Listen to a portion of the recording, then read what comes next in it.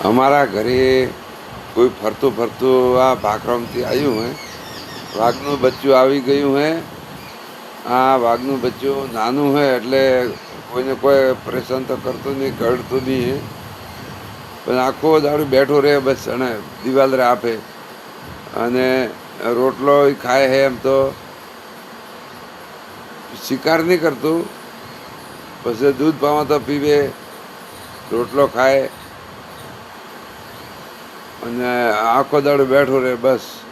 તમે પરેશાન એક એની માની એ વણતી એક, પણ આ વાઘરું બચ્ચું કોઈને ભાઈ ખબર વે કે કટિંગથી આવ્યું હોય કોઈ પાદરું તરફ મારા ખેતરમાં આવ્યું નહીં રહ્યું બલુરમાં, પણ કોઈરા ખેતરી આવેલું હોય તો ધીરે ધીરે જોણ કરજો તો પાછું હાગે અટેના જંગલમાં જાય પરું આ વાઘરું બચ્ચું હે।